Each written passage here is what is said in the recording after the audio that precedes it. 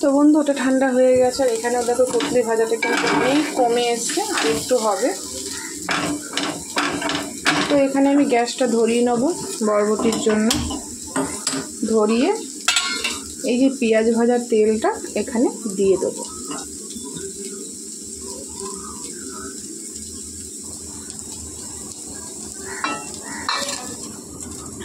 তো চলো কড়াটা তেলটা গরম হোক, আমি বরবটিটা পেস্ট করে নিই।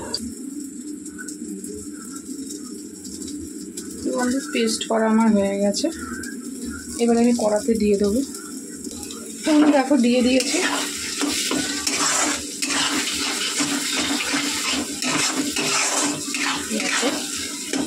ভাজা তেলগুলো এরকম হয়েছে, বরবটি কিন্তু ভাজা আছে।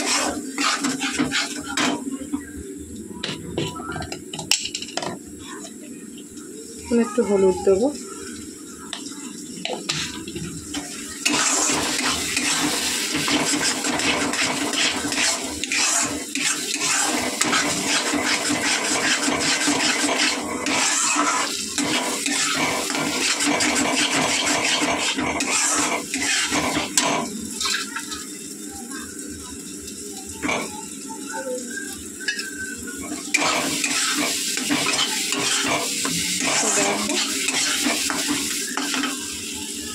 তো বন্ধু এটা কিন্তু বেশিক্ষণ সময় লাগবে না, যেহেতু বরবটিটা সেদ্ধ করে আমি একটু ভেজে নিয়েছি।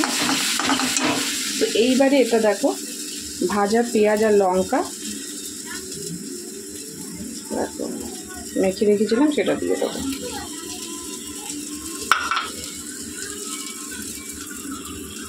তো বন্ধু দেখো এটা কিন্তু কালারটাই চেঞ্জ হয়ে গেছে, কালারটা একদম চেঞ্জ হয়ে গেছে।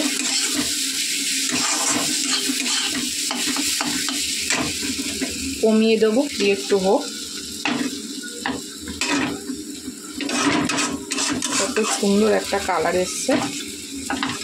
তোমাদের সাথে বরবটি বাটা এর আগেও শেয়ার করেছি, কিন্তু আজকেরটা একদম নতুনভাবে করলাম, মনে হলো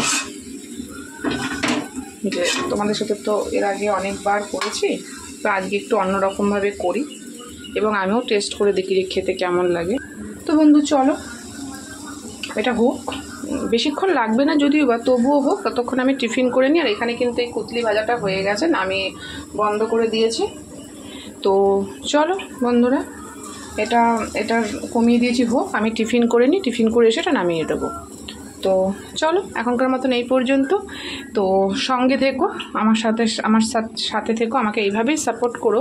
আর আজকের এই রেসিপিটা বরবটি বাটাটা নতুনভাবে করলাম, তোমরা অবশ্যই খেয়ে দেখো এবং খেয়ে আমাকে কমেন্ট করে জানিও যে কেমন লেগেছে। দুর্দান্তই লাগবে, তো তোমাদের অবশ্যই ভালো লাগবে।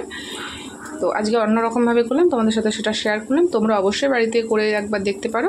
আর আমার এই রেসিপিটা কেমন লাগলো তো তোমরা আমাকে কমেন্ট করে জানিও। তো আমার সাথে থেকো, পাশে থেকো, সঙ্গে থেকো। তো লাইক কমেন্ট শেয়ার করো, নতুন করে সাবস্ক্রাইব করো। আর আজকের কী মেনু হয়েছে সেটা তোমাদেরকে পরে দিয়ে দেবো। তো চলো এখনকার মতন বাই।